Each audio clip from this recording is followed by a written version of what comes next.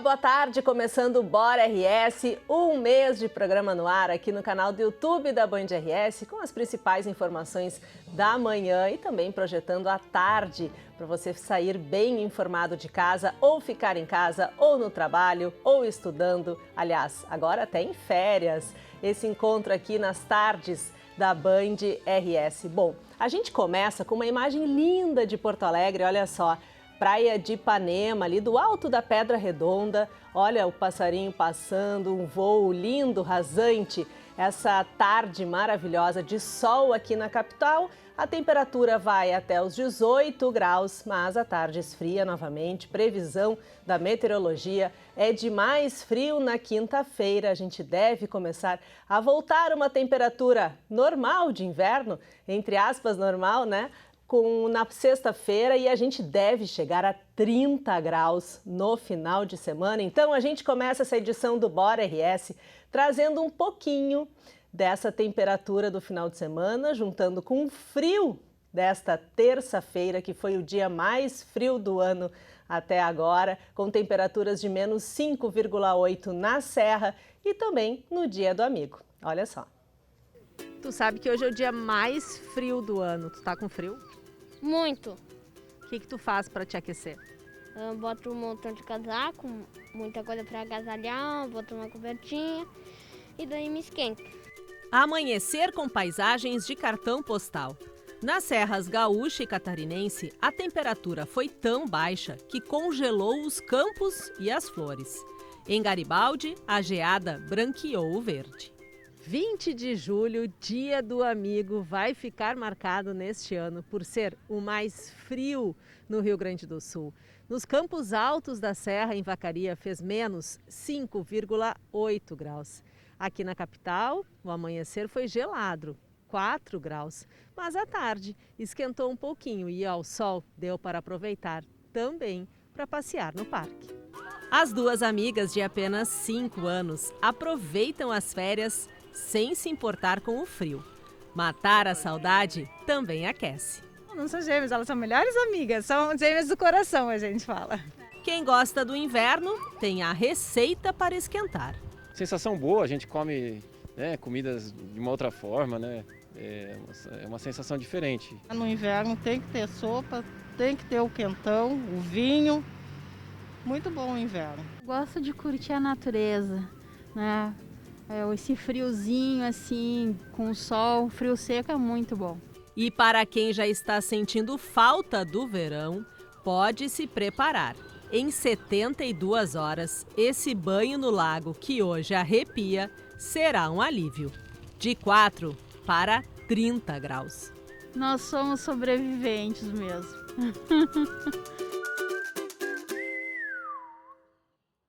Bacana essa amizade, né? Olha, eu fui no Parcão ontem à tarde e muita gente circulando por lá. Além, claro, do passeio, da amizade, do chimarrão, do convívio, né? As crianças na pracinha, tem o lago com os patinhos.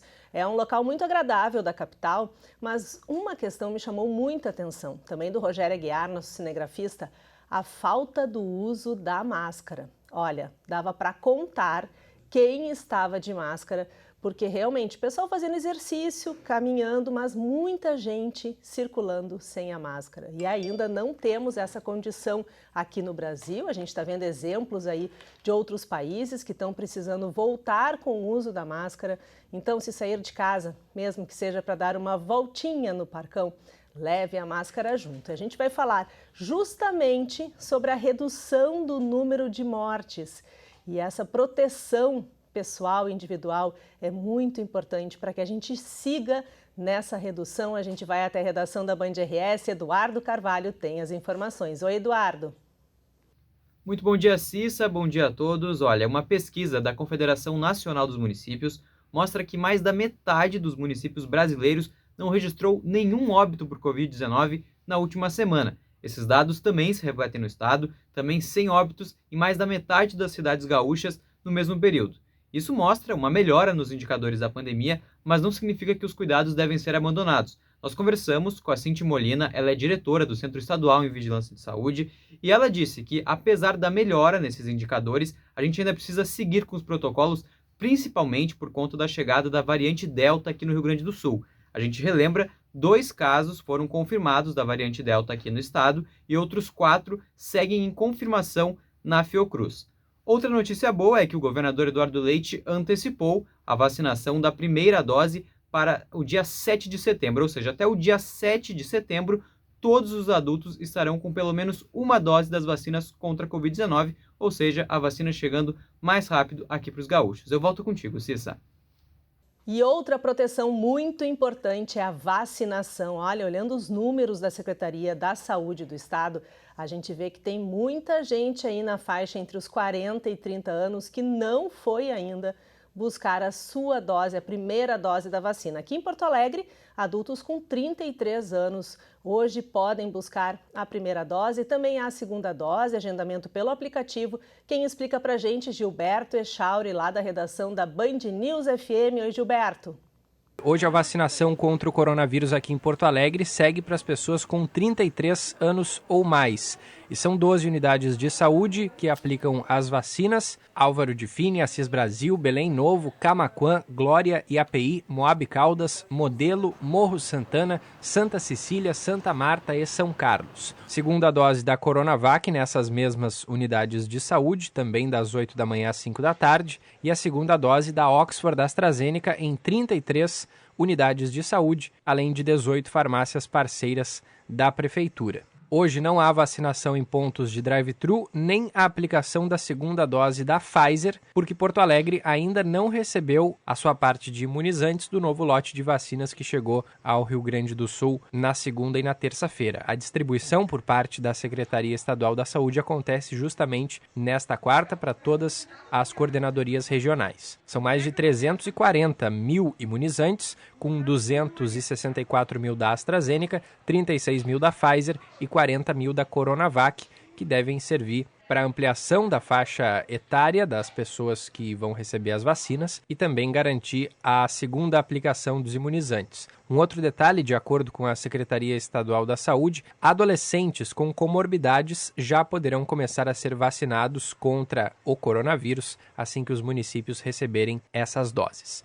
E fica essa boa notícia, né? Adolescentes com comorbidades, com alguma doença pré-existente, entre aquela lista do Ministério da Saúde, entre 12 e 18 anos, vão poder buscar a imunização a partir de amanhã. A Secretaria Municipal da Saúde ainda vai divulgar os locais, né?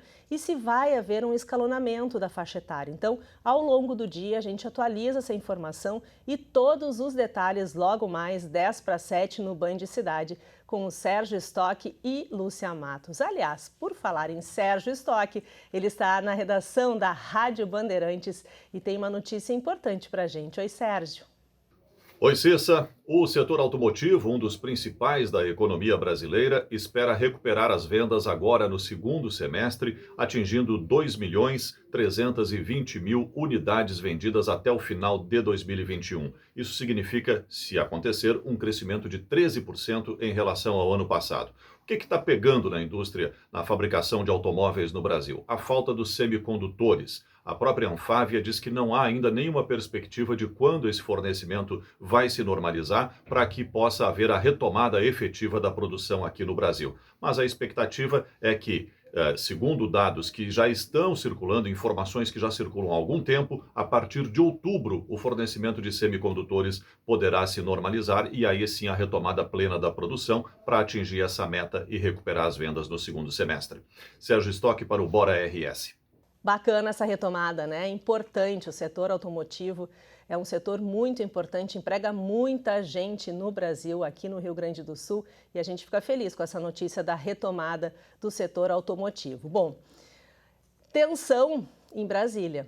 Olha, notícias que vêm de lá, mexida em ministério, Guilherme Macalossi acompanha a política e lá da redação da Rádio Bandeirantes também traz as informações para a gente. Boa tarde, Guilherme. Oi, Cissa. Comentei hoje pela manhã, junto com o Sérgio Stock, no jornal Gente, o debate que está acontecendo no Congresso Nacional em relação à adoção do chamado Distritão. Basicamente, uma involução na legislação eleitoral brasileira. Sim, nós temos as evoluções e as involuções. No Brasil, quando se discute temas eleitorais, a involução é a regra. O distritão é uma perversão do modelo proporcional. Hoje o eleitor vota em lista aberta.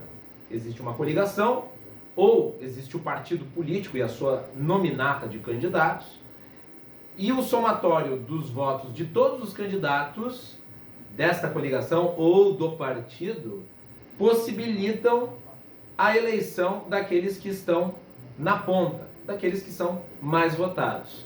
Mas todos acabam contribuindo. Ultimamente, o modelo de coligação foi substituído pelo dos partidos. Então, o partido tem a nominata de candidatos, né? Eles todos são votados, o somatório desses votos atinge o quociente eleitoral e aqueles que estão mais bem colocados nessa lista acabam eleitos. Com o chamado distritão, isso acaba. Entra apenas o mais votado. Qual é o grande problema? O personalismo, o caciquismo e, obviamente, o fortalecimento de quem já tem mandato. Ao invés de aprimorar a nossa legislação eleitoral, caminhando para um modelo distrital misto ou até distrital puro, nós preferimos aprofundar os nossos vícios. Guilherme Macalossi para o Bora RS. Com certeza vai ser assunto logo mais nos Bastidores do Poder, a partir das 2h da tarde, aqui no canal do YouTube da Band RS, encontro com Guilherme Macalossi. Bom, agora a gente fala do factual policial do dia. As manhãs têm sido animadas, viu? Operação policial todo dia na capital, na região metropolitana, desarticulando aí quadrilhas. Uma operação importante hoje de manhã, olha só, chega a ser até curiosa. Um padre contrabandista. Brenda Aurélio, conta pra gente, boa tarde. Oi, Cissa, boa tarde para ti e para todo mundo que está acompanhando a gente no Bora RS. Exatamente. Esse pastor foi preso em flagrante lá na cidade de Sapucaia do Sul, na região metropolitana de Porto Alegre. Segundo a investigação da Polícia Civil, que começou há pouco menos de um mês, na verdade eles receberam várias denúncias anônimas através do 0800, informando que havia um entra e sai de veículos nesse depósito que ficava em um bairro lá da cidade. Eles começaram então a investigação e acabaram descobrindo que esse entra e sai de carros era na verdade a carga e descarga desses produtos. Essas caixas foram mais de 100 caixas apreendidas de cigarros contrabandeados vindos lá do Paraguai, que seriam revendidos aqui no Rio Grande do Sul. O pastor de 39 anos acabou sendo preso e segue preso preventivamente. Em depoimento que ele prestou para a Polícia Civil, ele informou que na verdade passou a revender esses produtos ilícitos depois de ter ficado sem dinheiro em razão da pandemia. Ele vai seguir preso, a gente vai seguir acompanhando esse caso. Obrigada, Brenda. E hoje faz uma semana do incêndio que destruiu o prédio da Secretaria de Segurança do Estado. Ali na Voluntários da Pátria, quem passa pela Castelo Branco em direção ao litoral, pode ver ali a estrutura, o que sobrou, né, da estrutura da sede da Segurança Pública do Rio Grande do Sul.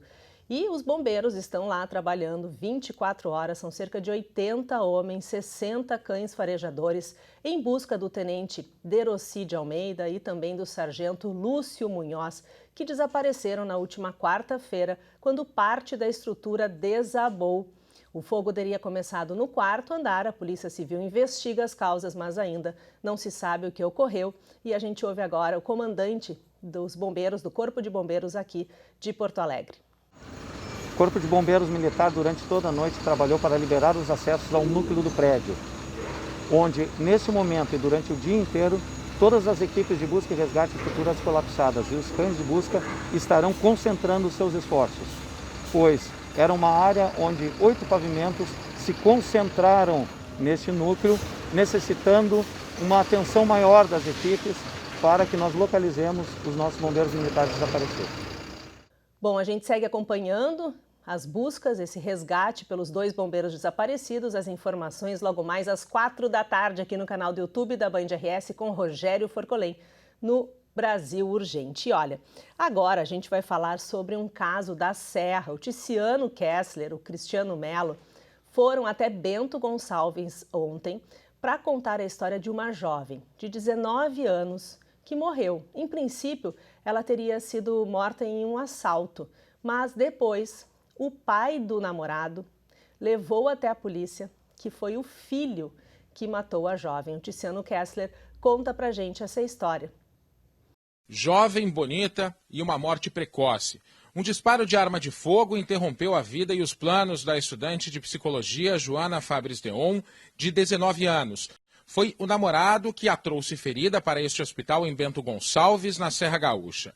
Com um tiro no abdômen, ela morreu logo depois. A versão era de que Joana havia reagido a um assalto. Inicialmente, o caso foi registrado como latrocínio, que é roubo seguido de morte. Mas a investigação, horas depois, teve uma reviravolta surpreendente. O pai do namorado de Joana procurou a polícia e contou que foi o filho que matou a estudante universitária. Paulo Eduardo Scaravonato, que também tem 19 anos, foi preso preventivamente por feminicídio. Em depoimento à polícia, ele alegou que o disparo foi acidental, enquanto ele e a namorada bebiam em sua casa. Ele então admite que mentiu, que não aconteceu um assalto, e ele diz então que aconteceu um acidente. A arma que matou Joana seria um revólver calibre 38 sem registro, que ainda não foi localizado pela polícia. O casal estava junto há aproximadamente 2 meses. A jovem era natural de Bento Gonçalves e estudava em Porto Alegre, cidades distantes cerca de 130 quilômetros. No dia em que foi baleada e morta, ela publicou que ficaria longe dos perigos noturnos. Familiares fizeram uma homenagem à estudante nas redes sociais. Uma prima escreveu: "A tua empatia pelas pessoas vinha de dentro. A bondade com que tu tratou cada um, sem nenhuma distinção, mostra a grandeza do teu caráter." Os encontros de família nunca mais vão ser os mesmos, como dizia minha irmã, né? Bom, e para fechar a cena policial, né, operações, ontem a gente falou aqui, estava acontecendo uma grande operação, desarticulando uma grande quadrilha criminosa que envolvia inclusive crianças para lavagem de dinheiro. A Brenda Aurélio foi atrás de todas as informações e conta pra gente como ficou essa operação que desarticulou essa quadrilha aqui em Porto Alegre e também em outros estados. A maior facção do país, criada dentro dos presídios da capital paulista, foi alvo da Operação Irmandade nesta terça-feira. O grupo criminoso tinha um esquema de lavagem de dinheiro com venda de drogas que movimentava por mês cerca de 12 milhões de reais. A investigação da polícia capturou trocas de mensagem entre os criminosos, negociando drogas em vários estados do Brasil. O esquema passa por operadores logísticos e financeiros que moram no Rio Grande do Sul e atuam com as lideranças da facção de São Paulo que estão em casas prisionais. Essa organização nacional, que inicialmente se associou com os gaúchos para fornecer armas e drogas, vem sendo investigada desde 2017 por manter relação com uma facção do Vale dos Sinos. A polícia identificou a relação entre um baiano, apontado como um dos principais líderes da quadrilha lá em São Paulo, com um apenado aqui do Rio Grande do Sul, que já está detido na penitenciária de alta segurança de Charqueadas, a PASC. O grupo que usava contas de laranjas para fazer a lavagem de dinheiro utilizou também o nome de uma criança de apenas 7 anos, moradora de Santa Maria, na região central do estado, para fazer transferências bancárias. Com consentimento, a família está sendo investigada também, até porque alguns integrantes dessa família passou aí cerca de R$500 mil em poucos meses. Há indícios de que a organização estaria tentando se instalar definitivamente no território gaúcho. Nós temos fotos, inclusive de encontros desse operador que está sendo preso em Belém do Pará hoje por nós, encontros aqui no Rio Grande do Sul, nós temos fotos de encontros pessoais, em festas, né? Ele vindo para cá. Então eles já vinham de 3 ou 4 anos para trás realizando esses trabalhos em outros estados e os gaúchos passaram a ajudar, até de forma associada e com o recrutamento. Mais de 330 agentes cumpriram 72 mandados de busca e apreensão e 5 de prisão preventiva em 7 estados brasileiros. A maioria foi em Porto Alegre e cidades da região metropolitana. Carros de luxo foram apreendidos no Rio Grande do Sul. Os demais mandados foram cumpridos também em Santa Catarina, Paraná, São Paulo, Mato Grosso do Sul, Bahia e Pará. Com o material apreendido, a polícia vai descobrir a dimensão desse esquema criminoso, se há mais pessoas envolvidas e também os valores das transações financeiras. Agora o futebol. Pedro Oliveira acompanhou ontem aqui na Rádio Bandeirantes a partida do Grêmio contra a LDU. Conta pra gente essa derrota que acabou na eliminação gremista. Tudo bem, Cissa? Boa tarde para você. E o Grêmio foi eliminado ontem da Copa Sul-Americana. O tricolor saiu vencendo por 1-0, tinha vantagem do outro jogo, mas sofreu a virada no placar agregado 2-2 e a LDU passou de fase porque fez 2 gols fora de casa e esse é o critério de desempate. O Grêmio está eliminado da Copa Sul-Americana. É a primeira derrota de Filipão no comando do Tricolor. Agora ele tem 4 partidas, 1 derrota, 1 empate e 2 vitórias. O Grêmio agora muda o seu foco para o Campeonato Brasileiro, onde volta a campo no próximo sábado, às 5 horas, contra o América Mineiro, tentando pelo menos subir algumas posições na zona de rebaixamento. O Tricolor tem uma situação complicada no Campeonato Brasileiro e admite internamente que esse é o seu foco, sair da zona. Não pode deixar a zona nesta rodada, mas pode pelo menos subir algumas posições, já que o América Mineiro, o time que o Tricolor enfrenta no sábado, é o seu adversário direto e também está na zona de rebaixamento. O Grêmio deve ter a volta de Douglas Costa para esse confronto, ele que não enfrentou a LDU, também não jogou contra o Fluminense no Brasileirão, estava liberado para casar em Punta Cana, no Caribe, e agora ele deve retornar para enfrentar o América Mineiro. O Internacional amanhã, na quinta-feira, enfrenta o Olímpia pelo jogo da volta das oitavas de final da Copa Libertadores da América. O jogo de ida foi 0-0 no Paraguai e agora o jogo da volta é no estádio Beira-Rio. Um empate em 0-0 leva a partida para os pênaltis. Qualquer derrota ou empate com gols elimina o Colorado. Obviamente o Inter precisa de uma vitória para passar de fase na Libertadores. O Colorado pode ter 2 novidades: Carlos Palacios e Maurício. Estes 2 disputam posição com Patrick num lado e Caio Vidal no outro. O Diego Aguirre vai fazer suspense na escalação até 45 minutos antes da partida, porque essas são possíveis alterações do Colorado dentro de campo para enfrentar o Olímpia. E o Inter aposta suas fichas nesta partida para conseguir passar de fase na Libertadores e aí enfrenta o vencedor do confronto de Defensa e Justiça e também Flamengo. Volto contigo, Cissa. Um abraço. Nem te dei oi, né, Pedro? Mas é triste, né, para os gremistas aí, essa eliminação da Sul-Americana. Um abraço para ti também. A gente segue acompanhando agora as informações do Inter, porque também tem um desafio importante amanhã na Libertadores da América. Logo mais às 7 horas tem os donos da bola na Rádio Bandeirantes. Leonardo Meneghetti comanda a turma dos donos da bola. Só tem que mudar de canal, né? Canal Band Esportes aqui no YouTube. Bom, e por falar em esporte, daqui um pouquinho começa a Olimpíada no Japão. A gente vai falar um pouquinho mais sobre os atletas gaúchos ou os que treinam aqui no Rio Grande do Sul, Laís Dapper, em busca do ouro.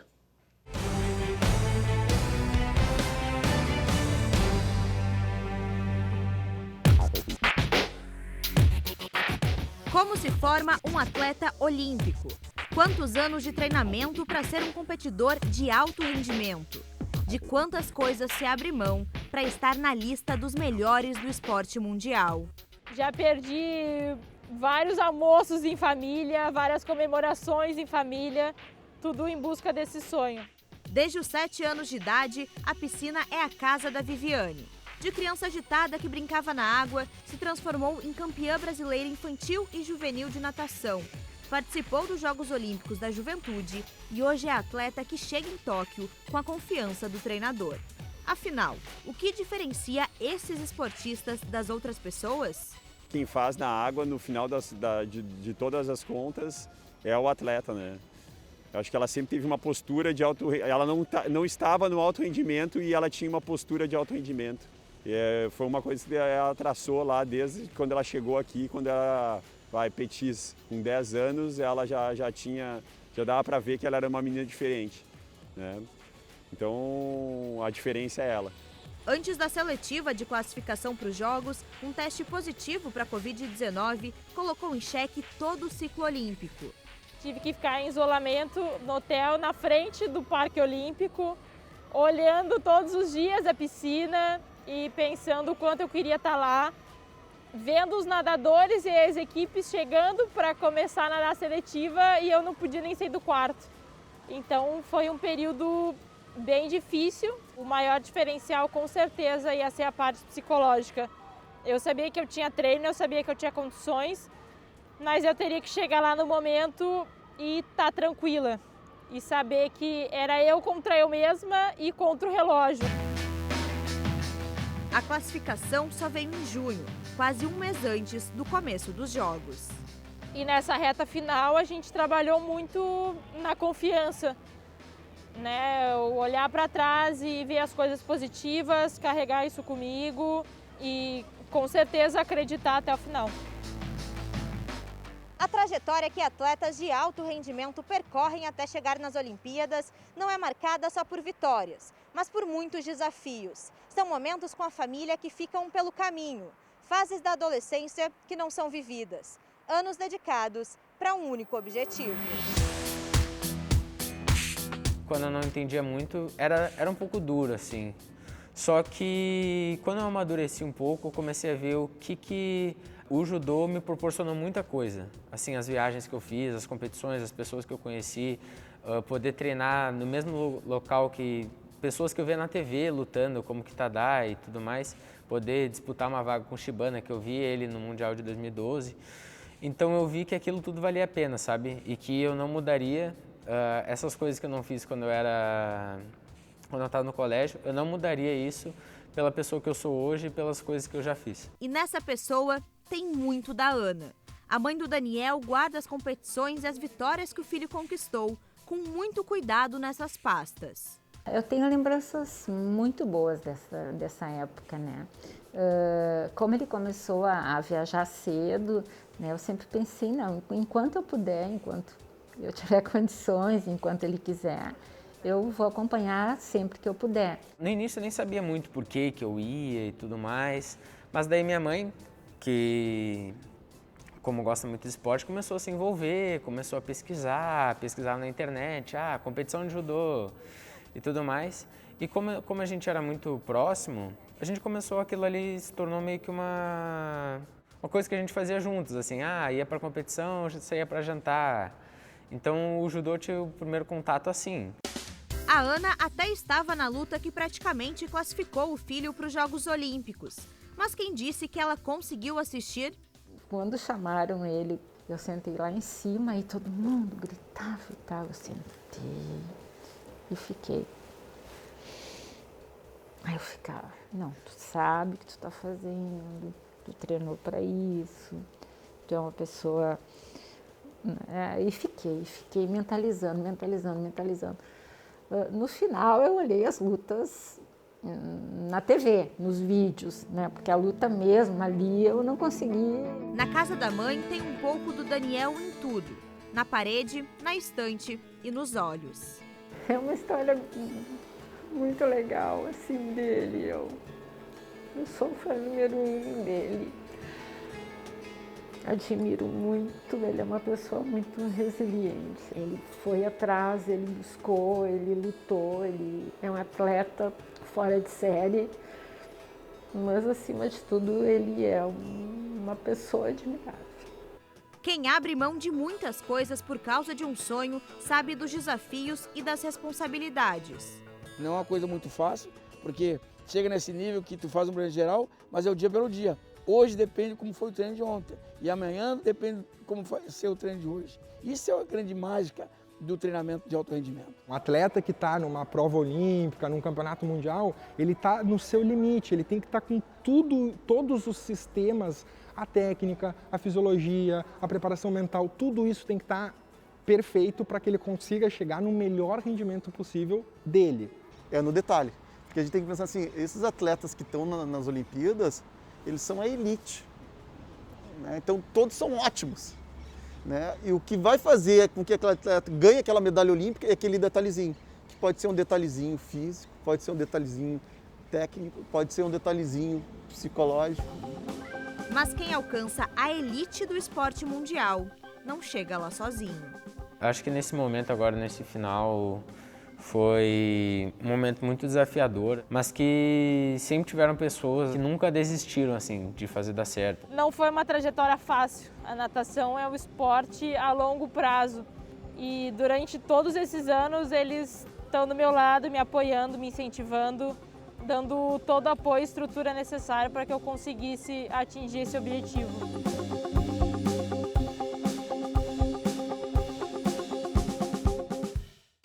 Então a gente fica na torcida pelos atletas gaúchos ou aqueles que escolheram o Rio Grande do Sul para treinar em busca do ouro. Amanhã tem mais Bora RS, a gente termina com essa linda imagem aqui de Porto Alegre.